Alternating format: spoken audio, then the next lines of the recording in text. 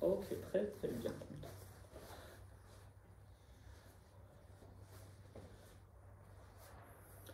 Parce que pourquoi je ne l'ai pas mis au début, parce qu'il fallait un téléchargement et c'est pour ça que j'attends qu'avec l'idéom c'était un peu long et du coup maintenant c'est fini. Donc du coup, désolé pour la première question qu'on a vue, c'était pas aussi clair comme ça. Okay. Mais maintenant c'est bon. Ok.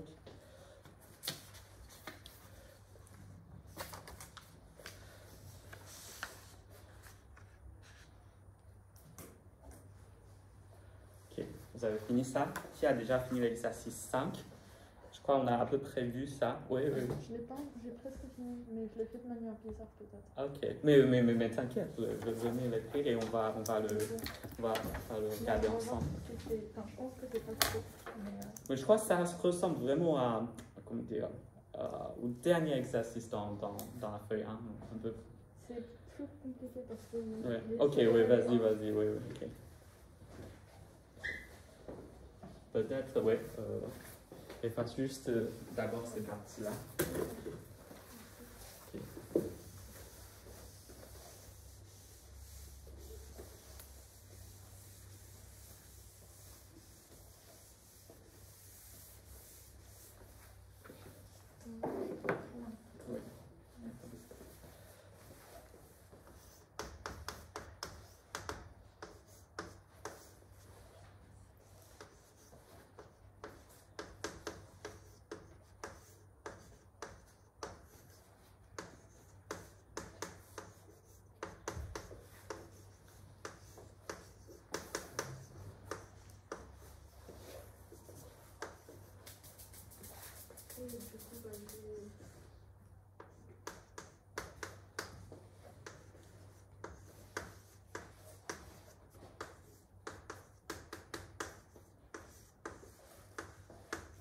Donc la première question était très facile parce qu'on a 3 au carré qui est égal à 9 qui convient à 1 modulo 8.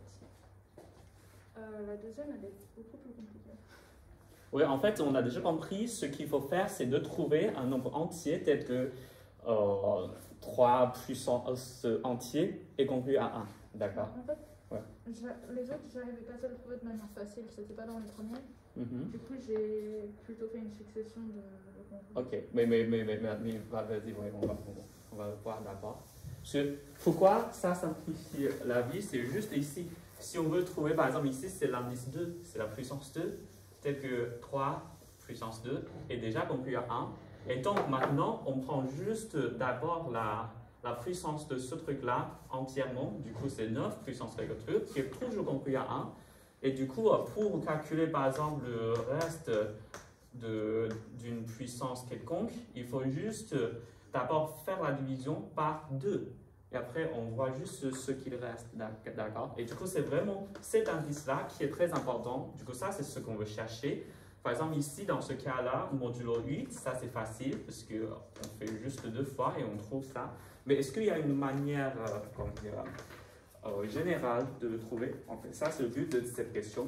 Mais en gros, ça, c'est vraiment d'abord notre objectif, c'est de trouver une telle indice, tel que 3 fois 3 puissance, cet indice est conclu à 1. D'accord. Oui, par exemple, ici, c'est pareil. Si on veut trouver 3 puissance, par exemple, disons K qui est conclu à 1, modulo 5 puissance 3 et on gagne. Ouais. Parce que, en fait, 3 puissance 5, ça va être 243. 3 puissance 6, ça va être égal à 1.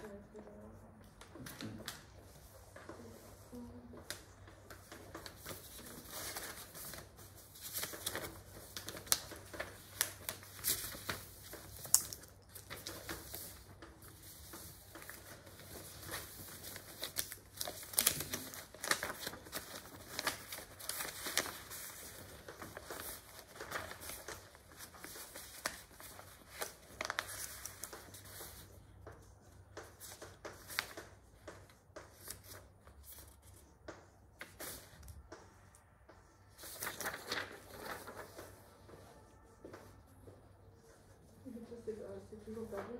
3 puissance 6. Oui. 3 puissance Mais en fait, on peut d'abord prendre le reste modulo. Oui, en 5 fait, fois, c'est ce que ouais. j'ai fait. Oui. C'est déjà Ah oui, je vois, ok, d'accord, oui. Mais après, je trouve pas, enfin, je tombe pas directement sur des 1. D'accord. C'est moins évident. Pour la troisième? Du coup, 3, ça va être... Ouais.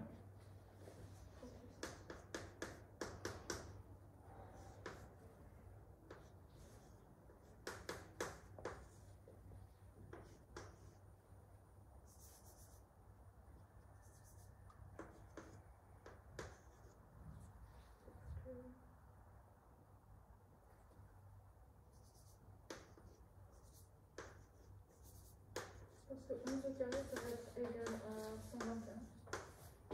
Qui est tombé à moins 4 modulo. Oui. Et du coup, on est de plus en plus proche. Et du coup, ça, c'est Ouais. 2 puissance 4. Ouais. Regarde, en fait, ici, ça, c'est le calcul est aussi très important parce que normalement, on a l'habitude de prendre le reste comme un nombre positif. En fait, dans l'algorithme d'Euclide modifié, on peut aussi prendre un reste. Du coup, un reste, c'est juste un représentant dans toutes les classes d'équivalence. On peut prendre un nombre négatif. Et du coup, dans ce cas-là, le reste est toujours, la valeur absolue du reste est toujours plus petit que la moitié du diviseur. D'accord? Du coup, ça, c'est une astuce qu'on peut utiliser pour réduire un peu la taille du reste.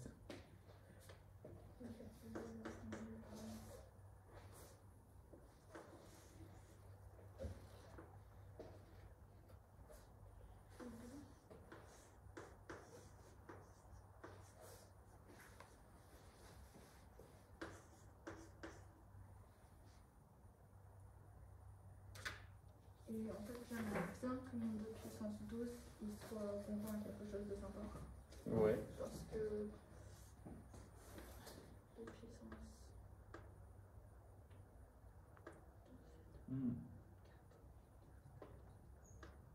En fait, je vais avoir 128. C'est 2 puissance 6 qui est conjoint à 128.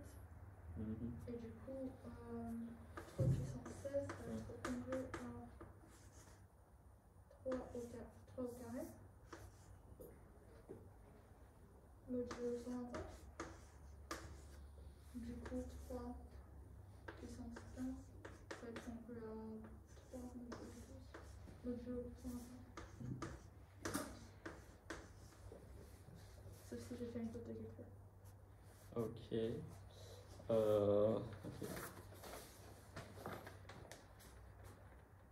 Ouais, ouais.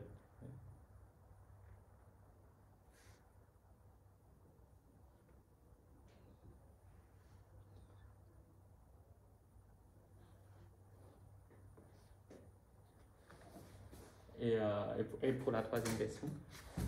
Pour la troisième question, j'ai fait un peu la même méthode que la deuxième, Ok, du coup c'est d'accord, vraiment ok. pas beau. Ok, Mais, ok, mais on va regarder ensemble. Okay. Mais si, ok, parce que je vais juste comprendre un petit peu d'abord. Ok. Parce que peut-être il y a un petit souci quelque part, mais. Okay. Il y a peut-être une faute de calcul en fait. Oui.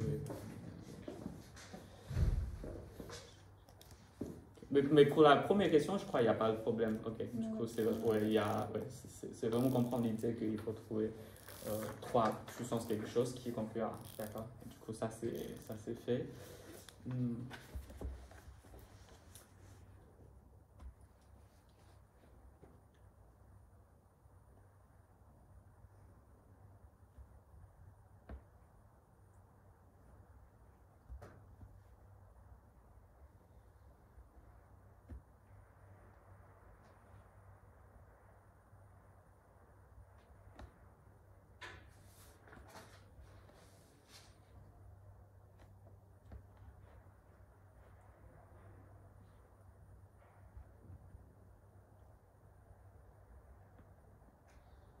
Mais en fait, ok.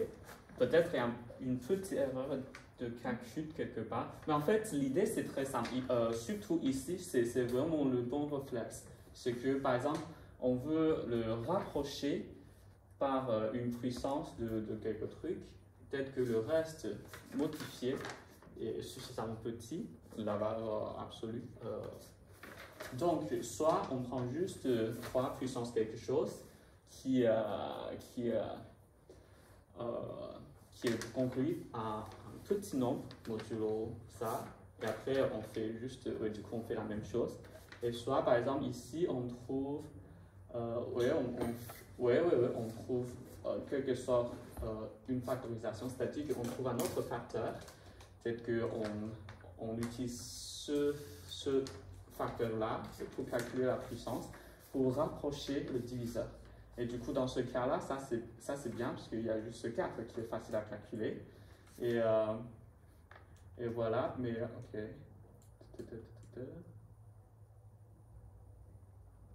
Oui.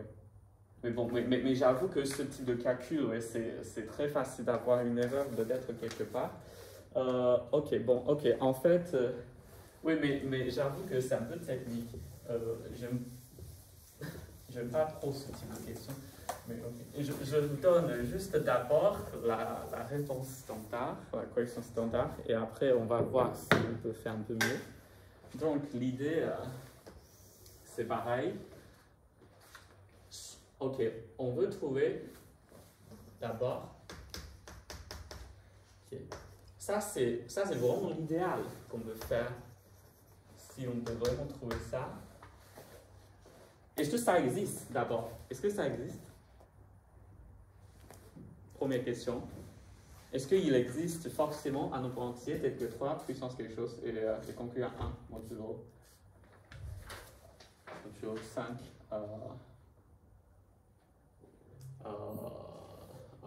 5 puissance 3. Est-ce que vous avez déjà vu la notion de ordre dans un groupe ou dans le groupe Z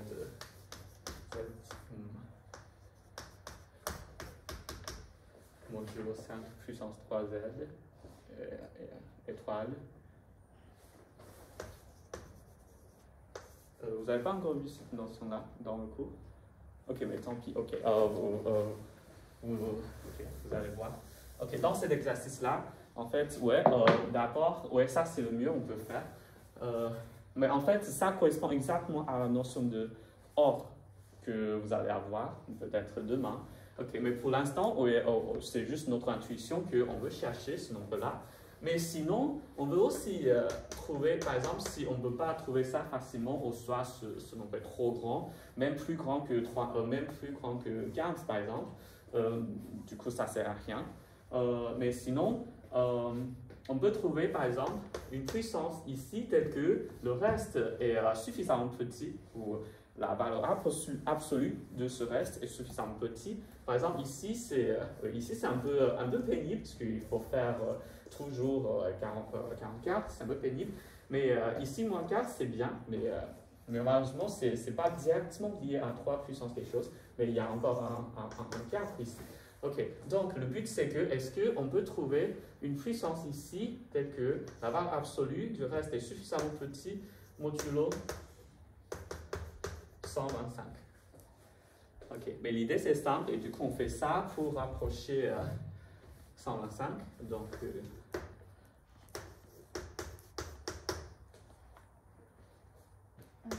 monsieur, si vous faites 3 puissance 5, le reste c'est moins 7. Oui, c'est ça, exactement.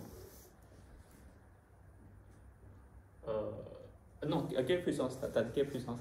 3 puissance 5, c'est 243, et du coup, le reste, c'est moins 7. Oui, c'est ça. 243, oui.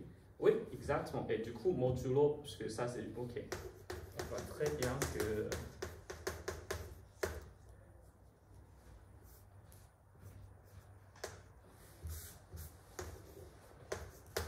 Ouais, c'est ça? Oui. S'il n'y a pas d'erreur de calcul. Ouais.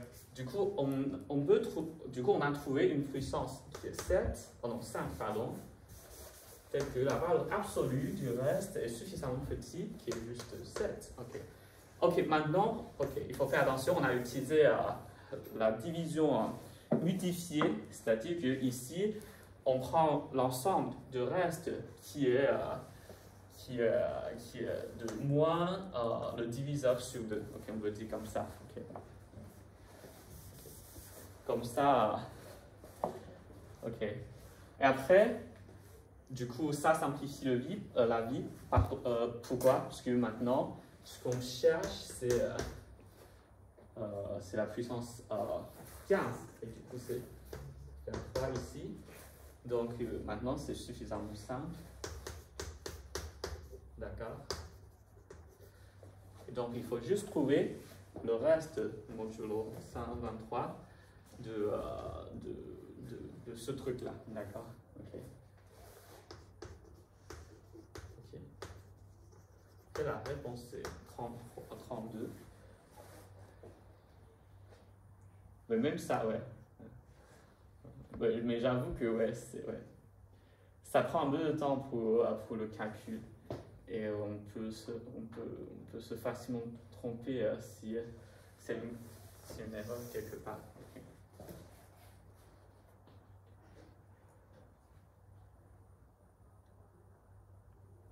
Okay, bien sûr, pour la troisième question, on veut utiliser encore cette méthode. Mais parfois, ça, c'est pas toujours faisable. Parce que maintenant, la question, c'est est-ce qu'on peut trouver une puissance de 3 qui est suffisamment proche d'un multiple de 1000? Ok. Du coup, maintenant, le diviseur devient même plus gros. Mais est-ce qu'il y a un lien entre la troisième question avec les deux premières? Parce que 1000, c'est juste le produit de... Si on factorise 1000 est égal à 2 puissance 3 fois 5 puissance 3. D'accord? Donc maintenant, on voit que en fait, ce diviseur est juste le produit des deux premiers diviseurs. Donc, est-ce qu'on peut faire quelque chose? Okay. C'est-à-dire que maintenant, on connaît déjà le reste modulo 2 puissance 3 et 5 puissance 3. Est-ce qu'on peut combiner ces deux résultats pour avoir une réponse plus simple du reste modulo 10 puissance 3?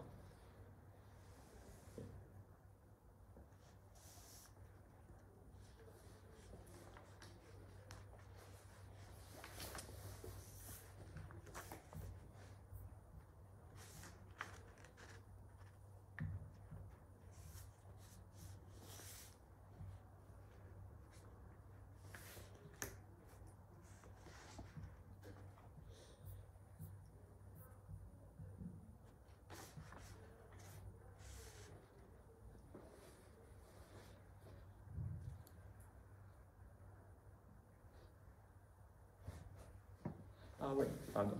Je ne peux pas écrire.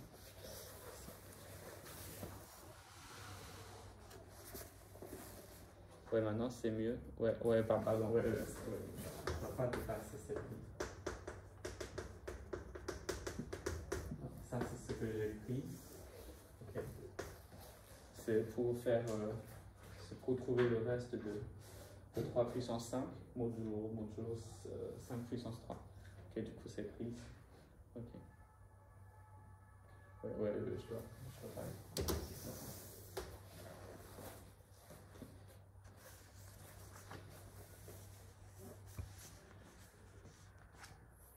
Mais c'est un peu bizarre que je ne vois pas le chat maintenant. Est-ce que quelqu'un peut... Ah oui, c'est ici le chat.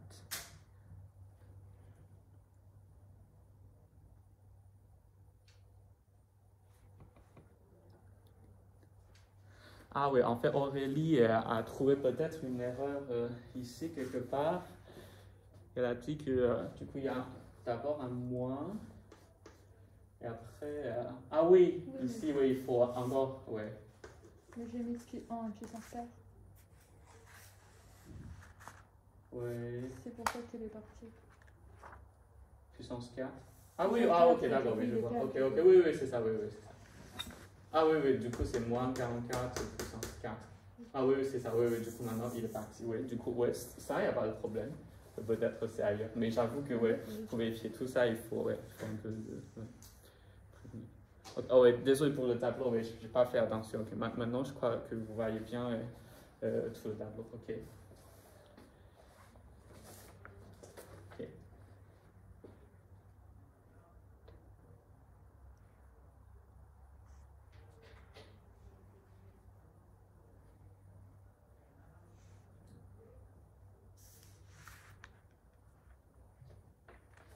Ok.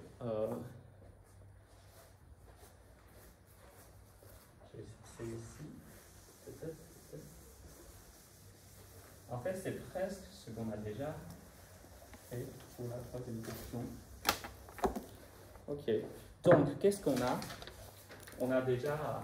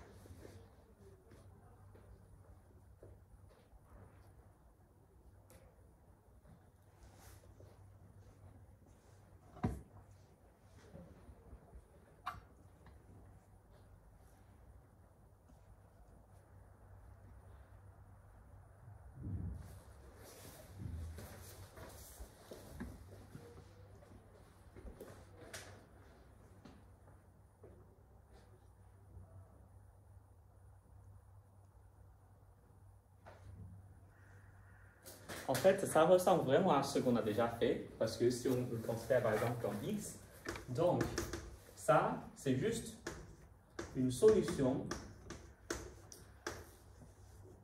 pour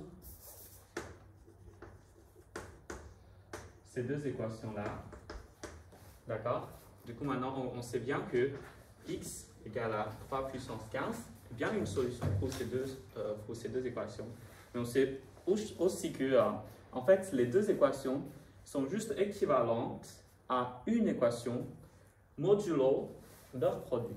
Puisque le produit de 2 puissance 3 et 5 puissance 3 est 1. D'accord? Le BGCD de 2 puissance 3 et 5 puissance 3 est 1. C'est-à-dire que les deux facteurs sont premiers entre eux. Donc, j'ai effacé ça, mais c'est ce que j'ai écrit ici. Donc, en fait, ça c'est équivalent à juste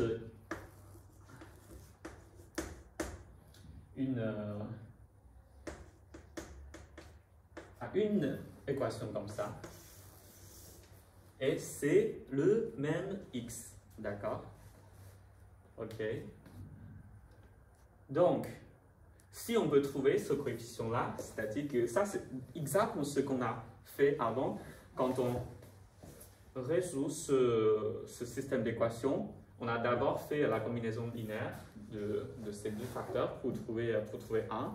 Et après, on prend la combinaison linéaire avec ces deux coefficients pour les deux termes dans la théorème d'Euclide et on trouve la formule générale. La formule générale, c'est exactement ça. X est congru à quelques trucs, modulo 10 puissance 3.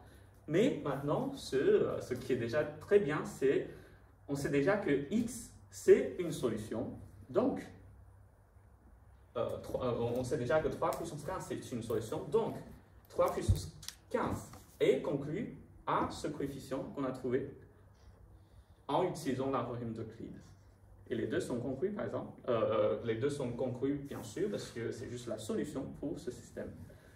Okay, est-ce que ça c'est clair? Je crois, ouais, ça c'est ouais. C'est un peu technique, oui, j'avoue, parce que c'est le contraire.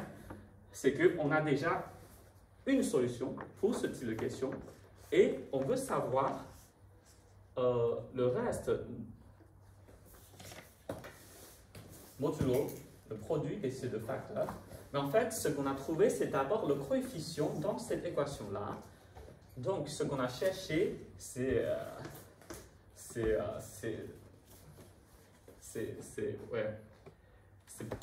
par la méthode qu'on a utilisée pour résoudre ce système d'équations. Mais maintenant, on sait déjà qu'il y a une solution pour ça. Et on connaît cette solution, mais le problème c'est que, est-ce que cette solution est liée à un coefficient qui définit une autre équation? D'accord?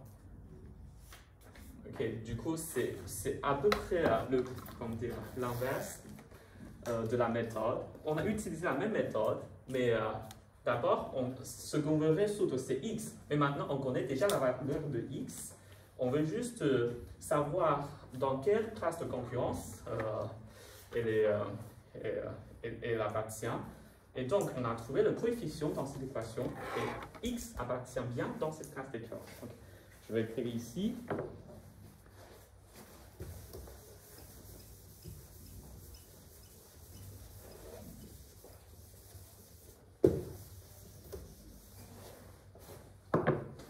Ok, du coup, c'est pareil. D'abord, on fait l'algorithme d'Euclide pour trouver la combinaison linéaire U et V qui fait 1 pour 2 puissance 3 et 5 puissance 3.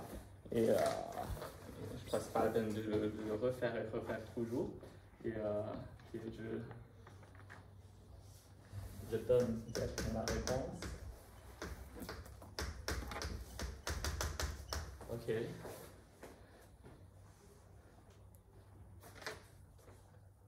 Ça, c'est la relation de Bézout. Donc, la relation de Bézout, c'est juste une combinaison linéaire de 8 et 125 qui fait 1. D'accord? Et du coup, on voit bien que les deux termes sont là. Et donc, une réponse standard, ça, ce truc, est conclu à 1 modulo 125, mais conclu à 0 modulo 8. Donc on prend le coefficient qui correspond à 125. Et après,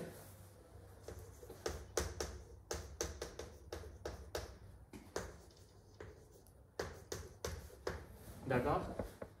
Ok. Ça c'est juste ce qu'on a déjà fait. C'est comment utiliser l'algorithme d'Euclide pour résoudre une équation de concurrence comme ça. Okay.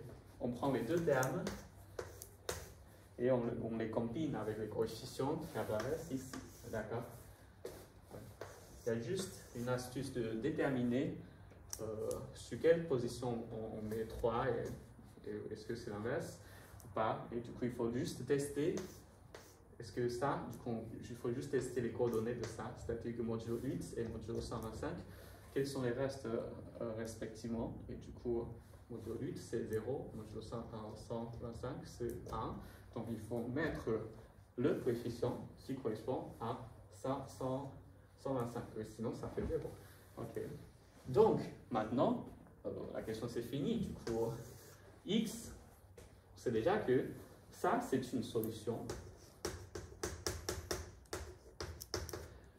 3 puissance 15, c'est une solution pour ce système, mais ces deux systèmes sont équivalents. Okay. Donc, une solution ici donne une solution ici. Donc, on remplace x par 3 puissance 15. Ça nous donne la réponse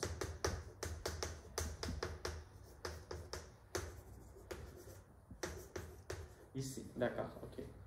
J'avoue que ça doit être quand même... c'est pas tellement facile ici, mais quand même c'est calculable. D'accord? Ah oui. Ah, il y a toujours un problème de tableau, pardon.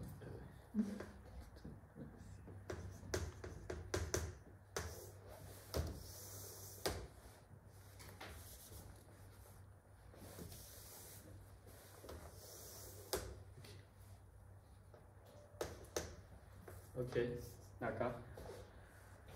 Ok, il y a des questions? Oui, ça c'est un peu technique, mais c'est toujours la même méthode qu'on a utilisée. Donc il faut bien connaître le prototype des équations de concurrence. Donc c'est de ce type. Et après, on sait toujours que c'est le taille GCD et l'écart 1. On peut le traduire en une seule équation de congruence modulo leur produit. Du coup, maintenant, on connaît déjà une solution et on veut savoir le reste de cette solution modulo le produit. Et donc, on a juste traduit ces deux équations en une équation comme ça. Et ici, le coefficient nous donne directement la réponse. D'accord.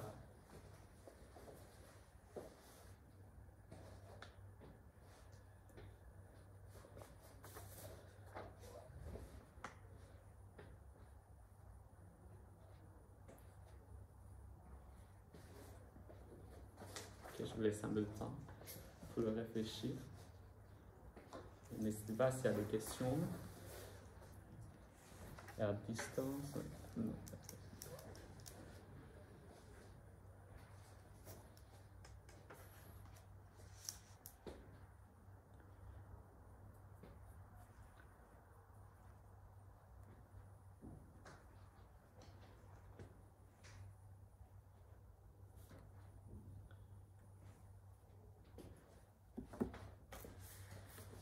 Oui, ça c'est un peu difficile, il faut un peu de temps à digérer ce type d'astuce.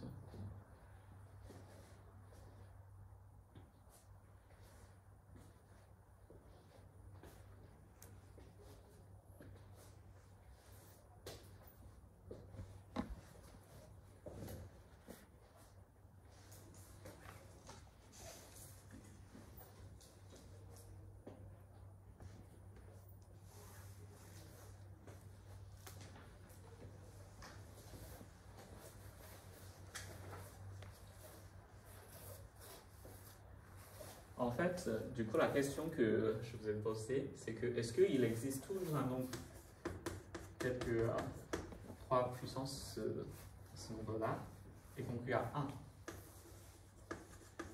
de puissance 3. La question c'est oui. Pourquoi? Parce que ici 3 c'est un élément inversible dans les classes d'équivalence.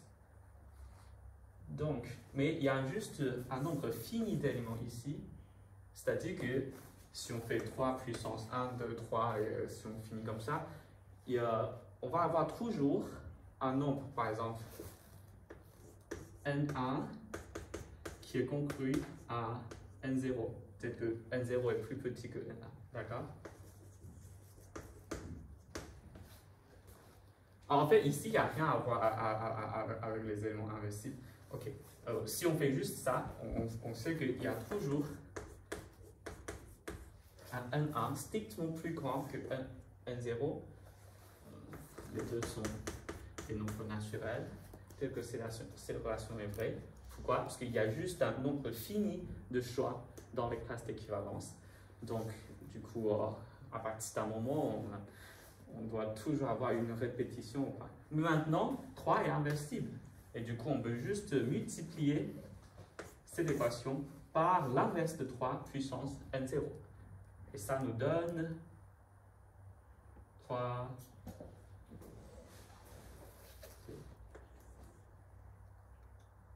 oh, pardon. Ok, il y a encore une... ouais, c'est...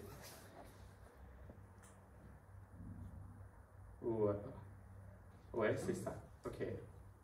Ouais, on peut le... En fait, ouais, c'est ça. Ouais, du coup, on le multiplie par l'inverse de 3 puissance n0. En fait, on peut l'écrire juste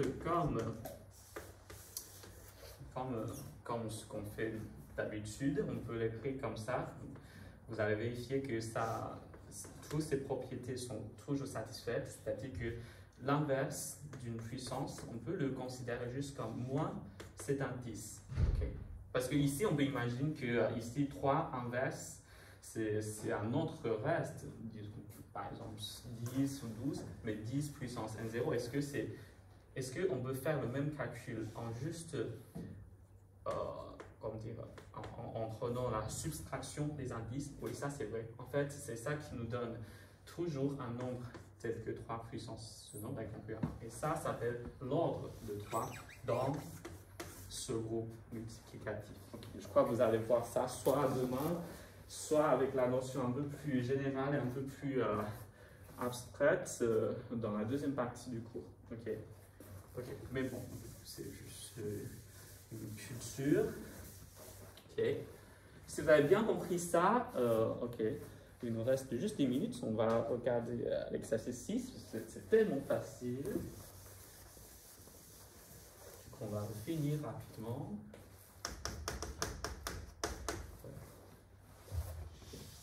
Et ça c'est le plus important d'aujourd'hui. Du coup, c'est vraiment le lien entre ces deux formes d'équations. Okay. Si on a deux équations comme ça, et si on a le PGCD qui est égal à 1, on peut toujours le transformer en une équation comme ça. Et c'est vraiment le lien qui fait le truc. C'est-à-dire que si d'une direction, on veut résoudre ce système d'équations, c'est plus facile à résoudre ça, parce que ça me donne directement l'ensemble. Du coup, c'est juste ça plus un multiple de ça, ça me donne directement l'ensemble de toutes les solutions. Et avec une autre direction, si on connaît déjà une solution, et on veut juste chercher la trace d'équivalence pour cette solution, modulo notre produit, c'est aussi cette méthode. Ouais. Du coup, c'est vraiment pour ça, c'est vraiment pour ça qu'on doit vraiment comprendre ça. D'abord, l'algorithme d'Euclide. Et deuxièmement, comment faire la combinaison avec les bonnes coefficients. C'est à peu près comme ce qu'on a déjà fait en algèbre linéaire, en prenant une base. D'accord? Ok. Ça, c'est à retenir. Et l'exercice 6, c'est tellement simple, parce que je crois qu'on a déjà utilisé ce genre de calcul partout. C'est juste que ici, ok, c'est...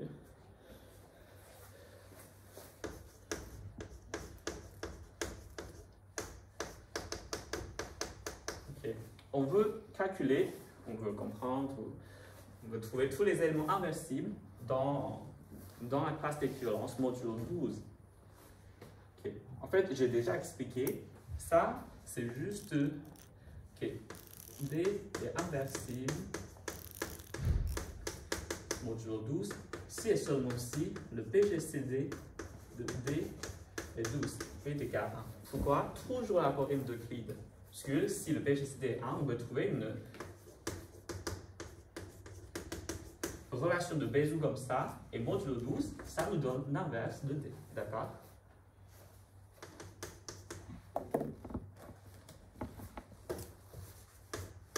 Donc maintenant, pour trouver, du coup, il y a juste 12 classes dans Z modulo 12. Et maintenant, il faut juste trouver parmi les 12 classes, il y a lesquelles qui sont premières à 12. Okay. Okay. On peut factoriser 12. Bon, il y a juste deux facteurs premiers, du coup c'est 2 et 3. Donc D et première à 12, si et seulement si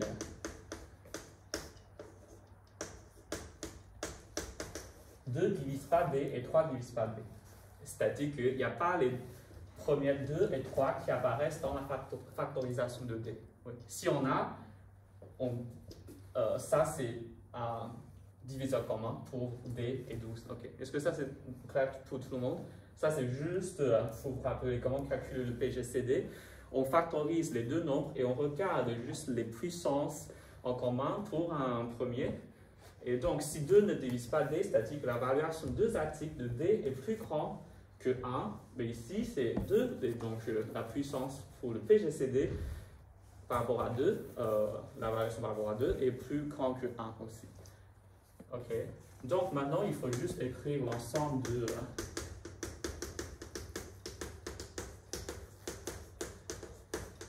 classes d'équivalence modulo 12 et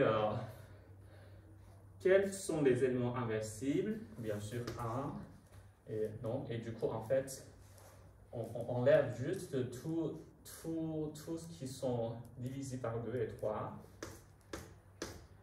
Du coup d'abord on enlève tous les nombres pairs et après les multiples de 3. Donc il reste Ok.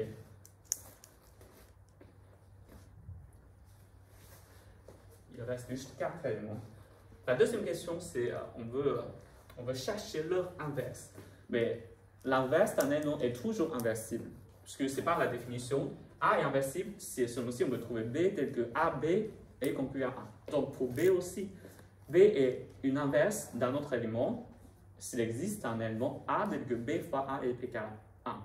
Donc l'inverse d'un élément est toujours inversible. Donc il faut qu'on cherche juste dans cet ensemble-là. Ce n'est pas la peine de chercher parmi toutes les classes d'équivalence. Mais l'inverse de 1 est toujours 1, comme dans les nombres entiers, dans l'ensemble de nombres rationnels, tout ça. On appelle ça l'unité en fait. Et après, après c'est tellement facile parce qu'il y a juste 4 éléments, c'est pas la peine de faire l'algorithme d'Euclide. On peut juste essayer tous les choix possibles. Pour 5, c'est facile parce que 5 au carré est 25 qui est conclu à 1 modulo 12. C'est juste 24 plus 1. 24 est un multiple de 12.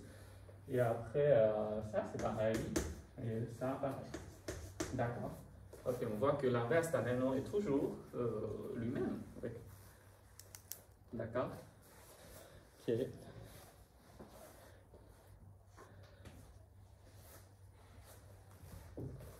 En fait, donc on peut aussi dire que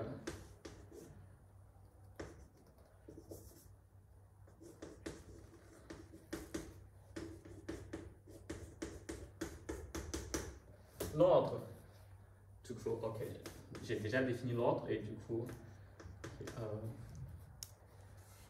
mais en gros, en fait, ici, parce que on voit bien que si on veut trouver ce genre d'équation, ça c'est très sympa, ça nous permet de faciliter le calcul pour la puissance, modulo un truc. Et ici, donc, pour tous les nombres inversibles, A dans la classe d'équivalence modulo 12, A au carré est conclu à 1, d'accord? Okay, ça c'est ce qu'on a trouvé ici. Et maintenant, on va faire pour Z modulo 18.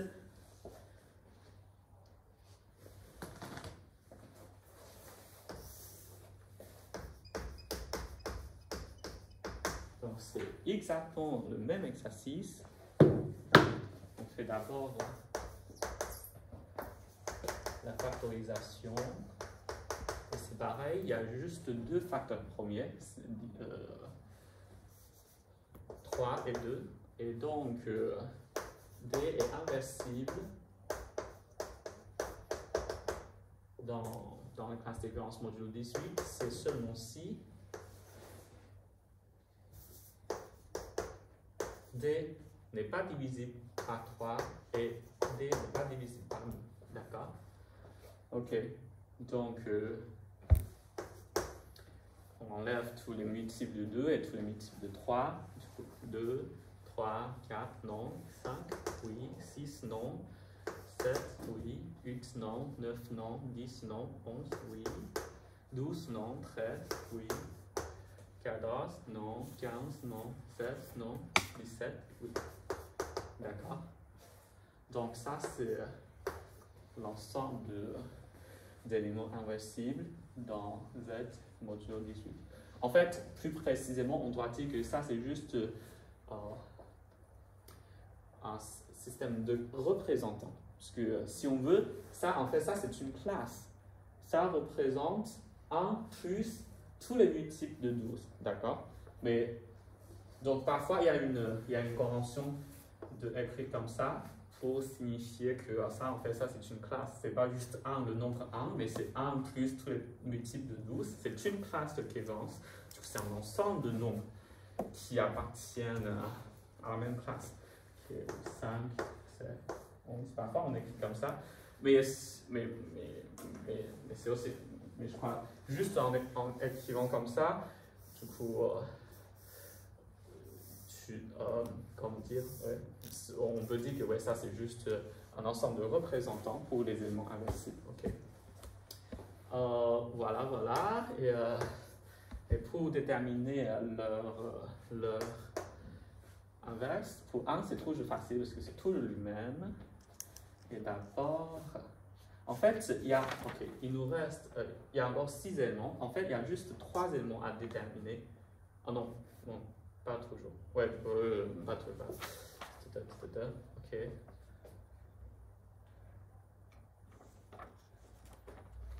Ok, comment faire? En fait, quand même, je crois qu'il n'y a pas beaucoup de choix. Je peux juste essayer avec tout ça. Par exemple, 5 fois 11 est égal à 55, qui est 54 plus 1. 54 est 3 fois 18. Oui, c'est ça. Et du coup, on a gagné pour ces deux nombres. Très bien. Et pour 7, c'est...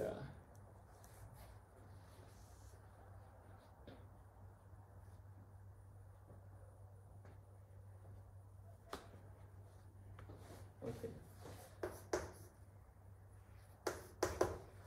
Pour 7, c'est 13, parce que le produit est égal à 91, qui est 80 plus 1. 80 est 5 fois 18. D'accord? Ok. Et il reste juste 17, donc le reste de 17 doit être forcément en lui-même. D'accord?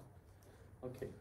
Du coup, quand le tableau n'est pas trop grand, on peut juste essayer avec tous les choix possibles. Et si on trouve l'inverse de 7, qui est 11, donc on trouve exactement, on trouve aussi l'inverse de 11, qui est 5, puisque c'est une symétrie, la relation d'être inverse l'un à l'autre. D'accord? Donc, donc ça c'est l'exercice 6. Ouais, je crois que c'est pas vraiment difficile.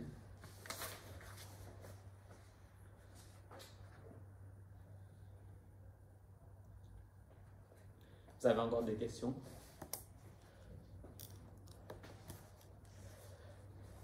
Et sinon, qui n'a pas encore récupéré la copie de CC, soit pour CC1 ou CC2, il me reste encore quelques-unes. Et pour vous rappeler à notre CC lundi prochain, donc ça va être basé sur ce qu'on a vu jusqu'à lundi. Donc pas la partie d'aujourd'hui, mais jusqu'à lundi. Oui. Lundi, on avait vu les systèmes A et B. Est-ce que donc ça sera au contrôle? Oui. Je mets juste ces deux. Oui, c'est ça, oui. Mais en fait, je crois qu'il n'y a pas beaucoup de... Il n'y a pas beaucoup de possibilités, ce qu'on a vu dans les... Je crois, jeudi dernier, lundi, et même aujourd'hui, c'est toujours l'algorithme de Euclide, et après, on utilise ça pour résoudre l'équation d'équivalence. On a vu des variantes, de tout ça, donc vraiment l'algorithme de Euclide. Ça, c'est la première chose à comprendre, parce que si on ne sait pas comment faire avec ça, on ne fait rien. Okay.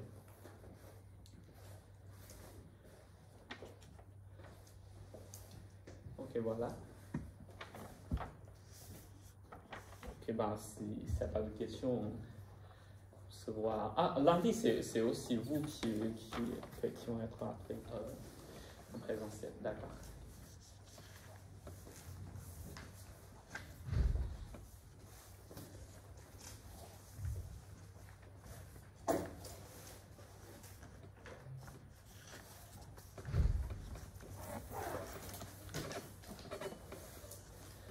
Ok, à distance, il y a des questions. Sinon, je termine mon partage d'écran. Et au revoir tout le monde.